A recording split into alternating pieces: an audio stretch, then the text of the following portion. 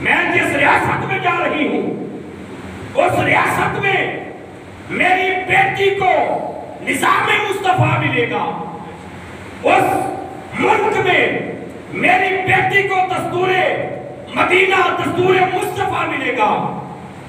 لیکن ہوا کیا کہ ہم نے شہداء کے ساتھ غداری کر دی، اپنے اسراف کے ساتھ غداری کر دی، بجائے اس کے کہ ہم اس ملک میں نظام مصطفیٰ نافذ کرتے ہیں۔ ریاست مدینہ کے نام پر یہ ملک بنا۔ حق یہ تھا کہ ہمارے جتنے بھی بڑے آئے جنہوں نے حکومتیں کی وہ طریقے پاکستان کو پڑھتے اور اپنے اسلاف کی سیرت اور سوچ کو دیکھتے کہ پاکستان بنایا کیوں گیا تھا۔ کیا پاکستان بننے سے پہلے جو ہندوستان میں رہتے تھے ان کے کاروبار نہیں تھے؟ کاروبار تھے، بڑے بڑے مسلمان جگیردار تھے جن کے کئی ہزار مربع زمین تھی وہاں، جو سب کو چھوڑ کے خالی آ گئے۔ کیوں آئے؟ سوال پیدا ہوتا ہے کہ کئی ہزار مربع زمین ہو، ایک آدمی ہندوستان انڈیا میں چھوڑ دے اور پاکستان میں آ گیا اور خالی ہاتھ، زمین وہاں، مکان وہاں، صرف بچوں کو لے کر پاکستان میں آ گیا۔ کیوں؟ ان کی سوچ یہ تھی یہ جو ملک بن گیا ہے اس میں نبی پاک صلی اللہ علیہ وسلم کا ہمیں نظام ملے۔ جب نظام مصطفیٰ مل جائے گا مکان بھی مل جائے گا، زمین بھی مل جائے گی، پیسہ بھی مل جائے گا۔ لیکن بے وفائی ایسی ہوئی کہ پاکستان قربانیاں دے کے تو بن گیا، لیکن جو نظام انڈیا کا تھا، ہندوستان میں تھا، وہی لے کر ہم پر لوگ مسلط ہو گئے۔ آج کیا ہوتا ہے؟ آپ کالج لیول پہ چلے جائیں، ایک باپ اپنی بیٹی کو پڑھانے کے لیے بھیجتا ہے لیکن کالج میں بیٹی کو نچایا جا رہا ہے۔ یہ صرف کالج کی بات نہیں ہے، چھوٹے سکولوں میں ایسا ہو رہا ہے، چھوٹے چھوٹے سکولوں میں ہو رہا ہے۔ ان کے فنکشن ہوتے ہیں اور فنکشن کے موقع پر باپ نے تو بیٹی کو بھیجا کہ میری بیٹی وہاں تعلیم حاصل کرے گی، باپ نے ماں نے بھیجا کہ میری بیٹی سکول میں جائے گی، تعلیم حاصل کرے گی، نظام ملے گا، اسلام ملے گا۔ لیکن کیا ہے؟ وہاں جب پروگرام ہوتا ہے ایک چھوٹی سی بچی کو بھی ڈانس کی پریکٹس کرائی جاتی ہے، ڈانس کا طریقہ بچایا جاتا ہے۔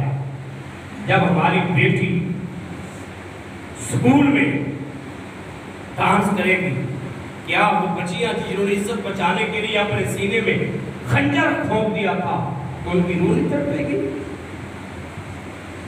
ان کی روح تڑپے گی کہ ہم نے تو قربانیاں دی کہ ہماری آنے والی نسل کو عزت ملے گی، لیکن دستور ریاست جو تھا محمد رسول اللہ وہ ہمارے حکمران بھول گئے۔ یہ کام تھا ہمارے حکمرانوں کا۔ سال 1947 سے لے کر قائد اعظم محمد علی جناح تو تھوڑا عرصہ زندہ رہے، اللہ کو پیارے ہو گئے، اور آپ کے ساتھ بھی غداری ہوئی، آپ کے ساتھ بھی ظلم ہوا، آپ کے خاندان کے ساتھ ظلم ہوا، اور بدقسمتی کے ساتھ ہمارے پاکستان میں جس نے بھی پاکستان کا اچھا سوچا اس کے ساتھ ظلم ہی ہوا ہے۔ ڈاکٹر عبدالقدیر خان کو دیکھیں جی، اگر آج آپ سے دنیا ڈرتی ہے، جتنے بھی اسلامی ملک ہیں، جتنے بھی تمام اسلامی ملکوں میں سے سرفہرست پاکستان ہے، اگر کفر ڈرتا ہے تو پاکستان سے ڈرتا ہے۔ بس کفر ڈرتا ہے، خوف ہے اسے صرف اور صرف پاکستان سے، اور پاکستان سے ڈرنے کی سب سے بڑی وجہ ایک تو پہلی وجہ یہ ہے کہ ہمارے پاس ایمان کی دولت ہے، ایمان کی دولت ہے۔ آپ ماشاءاللہ پڑھے لکھے ہیں، سمجھدار ہیں، جانتے ہیں اسرائیل میں کون رہتے ہیں؟ یہودی۔ کون ہے؟ یہودی۔ پاکستان میں آج تک اسرائیل کو تسلیم نہیں کی۔ قبلہ اول بیت المقدس پر انہوں نے قبضہ کیا ہوا ہے، لیکن کل کی جو خبر ہے شاید آپ تک پہنچی کچھ نہیں پہنچی، ہمارے اسلام کا جو مرکز ہے وہاں چونکہ ہمارا قبلہ ہے جی، وہاں چونکہ ہمارے پیارے آقا صلی اللہ علیہ وسلم علام فرما ہے، ہمارا ایمان کا مرکز ہے، ہمارا ایمان کی جڑ ہے، لیکن سعودی عرب نے اسرائیل کو تسلیم کر دیا۔ مسلمان کہاں جا رہے ہیں؟ کس طرف جا رہے ہیں؟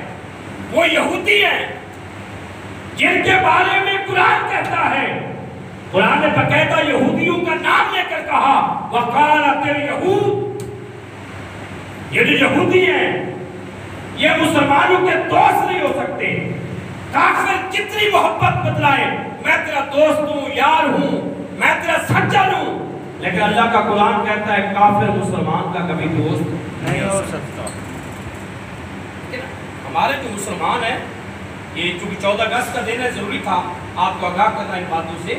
کس طرف جا رہے ہیں؟ ادھر مقبوضہ کشمیر میں جی ہمارے مسلمان کئی مہینوں سے بند ہیں، لیکن آپ کو پتا ہوگا، آپ نے دیکھا ہوگا کہ قطری شہزادوں نے مودی کو بلایا اور ایوارڈ ڈالا، تاج پہنایا، تاج پہنا کے ایوارڈ یہ دیا کہ اگر پر امن کوئی آدمی ہے تو اس کا نام مودی ہے، امن والا بندہ کو۔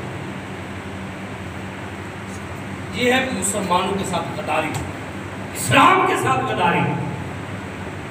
تو پاکستان میں سال 1947 سے لے کر اب تک جو ہمارے پاس یہ نظام چل رہا ہے، ملک کا نظام چل رہا ہے، اگر اس میں نظام مصطفیٰ آ جائے تو پھر قربانیاں دینے والوں کی روح خوش ہو جائے گی۔ اگر نظام مصطفیٰ نہ آئے تو جنہوں نے قربانیاں دی ہیں ان کی روحیں ہم پہ ناراض ہیں، ان کی روحیں تڑپ رہی ہیں کہ ہم نے تو بیٹی کی، بیٹوں کی اپنی قربانیاں دی نظام مصطفیٰ کے لیے، لیکن آج ہمارے گھر میں بھی نظام مصطفیٰ والا نہیں ہے، ہمارے گھر میں نظام ہندوستان والا ہے۔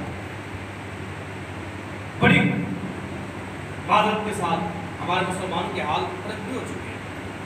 آپ جانتے ہیں، آپ کو پتہ ہے، جتنے بھی غیر مذہب لوگ ہیں نا، ہندو ہیں، سکھ ہیں، یہودی ہیں، جب بھی وہ بچی اور بچے کی شادی کرتے ہیں کہاں جاتے ہیں؟ اپنے عبادت خانے، مندر والے مندر میں جائیں گے جی، دوسرے اپنے جائیں گے مندر میں، جو جہاں عبادت کرتا ہے وہاں لے کے جائیں گے۔ ہم نے نظام کو ڈیولپ کر دیا، جو رسومات ہندوؤں نے چھوڑ دی ہیں، انہوں نے شروع کی تھی نا، جتنی بھی رسمیں تھیں انہوں نے جو چھوڑ دی ہیں، مسلمانوں نے وہ اپنا ہمارے گھر کے اندر۔ اس نے بڑی کوشش کی ہمارے ساتھ جنگ کرنے کی، لیکن ایمان کی طاقت تھی ہماری فوج کے ساتھ، اللہ نے فتح دی۔ اب جو خفیہ جنگ کو ہمارے ساتھ لڑ رہا ہے نا، اس میں وہ کامیاب ہو چکا ہے۔ وہ کیا ہے؟ وہ سوشل میڈیا ہے، اس میں وہ کامیاب ہو چکا ہے۔ اب بیٹی کے پاس موبائل ہے، بیٹے کے پاس موبائل ہے، ماں کے پاس موبائل ہے، باپ کے پاس موبائل ہے، گھر میں ٹی وی ہے، ہماری بچی جو دیکھتی ہے ٹیلی ویژن پہ وہی لباس ڈال رہی ہے، جو ہماری بیٹی دیکھتی ہے وہی کپڑا ڈال رہی ہے۔ شادی بیاہ کا موقع آتا ہے تو جو انڈیا میں ہوتا ہے وہی ہمارے نوجوان کرتے ہیں، ہماری بیٹیاں کرتی ہیں۔ یہ دستور مدینہ پاکستان کیا والا نعرہ جو ہے یہ ادھورا ہو چکا ہے، اس کو مٹا دیا گیا ہے کہ محمد رسول اللہ صلی اللہ علیہ وسلم۔ جب تک یہ نعرہ دوبارہ نہیں اٹھے گا ہم اس تحریک کو نہیں چلائیں گے، نظام مصطفیٰ والی تحریک کو، اس وقت تک اس پاکستان میں عمل نہیں آ سکتا۔ دعا کریں اللہ تبارک و تعالیٰ ہمیں ایسا کوئی بادشاہ دے جو نعرہ بھی لگائے اور عمل بھی کرے۔ ہم پر امید ہیں انشاءاللہ تعالیٰ اس ملک میں ضرور نظام مصطفیٰ نافذ ہوگا انشاءاللہ تعالیٰ، کیونکہ اس کے پیچھے بڑی قربانیاں ہیں، بڑی دعائیں ہیں۔ انشاءاللہ تعالیٰ آپ اپنے اندر تبدیلی لے کے آئیں۔ ہر بندہ اپنی جگہ پہ جب تبدیل ہو جاتا ہے تو تبدیلی آ جاتی ہے۔ ایک بندہ کہتا نہیں یار وہ جو کر رہا ہے تو میں بھی ایسے کروں گا، پھر تبدیل نہیں، میں اپنے آپ کو جب تبدیل کروں گا نا دوسرا بندہ بھی تبدیل ہوگا، تیسرا بھی۔ ایک بہت بڑا بادشاہ تھا، لوگوں نے کہا جی تبدیلی لے آؤ، ملک میں تبدیلی لے آؤ۔ اس نے بڑا پیارا جملہ بولا، اس نے کہا تم مجھے اچھی مائیں دو، تم مجھے اچھی مائیں دو، میں تمہیں اچھا ملک دیتا ہوں۔ جس ملک میں ماں اچھی ہوتی ہے اس میں عوام اچھی بن جاتی ہے۔ بیٹی کون ہوتی ہے؟ ماں۔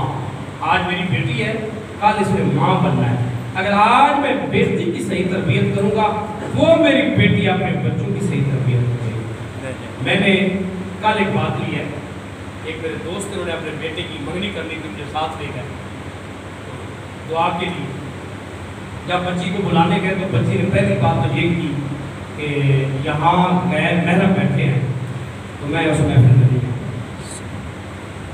میں اندر ہی بیٹھی ہوں، آپ دعا کروا دیں۔ جب گھر والے اندر ملنے گئے تو مجھے بتایا گیا کہ وہ بیٹی نماز عصر پڑھ رہی ہے، بڑی خوشی ہوئی۔ اور ایک بات میں اکثر جب ایسا موضوع آتا ہے میں کرتا ہوں، کیونکہ ہمارا شعبہ ہے نکاح پڑھانا، میری زندگی میں ایک نکاح ایسا آیا ہے، بڑے نکاح پڑھائے ہیں، لیکن ایک جب بھی میرے جال میں یا گھر جاتے ہیں اکثر یہ ہوتا ہے، لوگ کہتے ہیں جی بیٹی بیوٹی پارلر گئی ہے۔ آپ کو پتہ ہے نا آج کا جو رواج ہے بیوٹی پارلر، لڑکے بھی جاتے ہیں جی بیوٹی پارلر میں، جی ابھی دیر ہے، کیا ہے جی بارات والے آ گئے ہیں، مہمان آ گئے ہیں، جی بیٹی کدھر ہے جی وہ ابھی بیوٹی پارلر میں۔ میری زندگی میں ایک نکاح ایسا آیا کہ میں پہنچ گیا، بارات پہنچ گئی، بیٹی کے بارے میں پوچھا گیا تو انہوں نے کہا جی وہ نماز ظہر پڑھ رہی ہے۔ سبحان سبحان، نماز ظہر پڑھ رہی ہے، کیوں؟ ماں نے تربیت کی۔ یہ تربیت گھر میں چونکہ ماں ہوتی ہے، آپ بیٹے آپ کے گھروں میں ہیں، آپ محنت مزدوری پہ نکلے ہوئے، میں بھی باہر نکلتا ہوں، ہر بندہ باہر جاتا ہے، مرد جو ہوتا ہے وہ گھر سے باہر چلا جاتا ہے، گھر میں ماں ہوتی ہے، ماں تربیت کرتی ہے، پھر ماں کی تربیت نظر آتی ہے۔ ماں کے اوپر سرپرست جو ہے وہ شوہر ہوتا ہے، بچوں کا باپ ہوتا ہے، وہ ماں کے اوپر سرپرست ہے۔ سرپرست اللہ تعالیٰ نے انسان کو بنایا، مرد کو بنایا ہے، عورت کو نہیں بنایا۔ آپ کا بھی حق ہے آپ اپنی اہلیہ کو ٹائم دیں، اس سے بچوں کی سیرت کے بارے میں بات کریں، بچوں کی تربیت کے بارے میں بات کریں کہ ہمیں اپنے بچوں کی زندگی کو کیسے بنانا ہے تاکہ اس ملک میں نظام مصطفیٰ جیسا عمل آ جائے۔ اللہ تعالیٰ عمل کی توفیق عطا فرمائے، آمین۔ وما علینا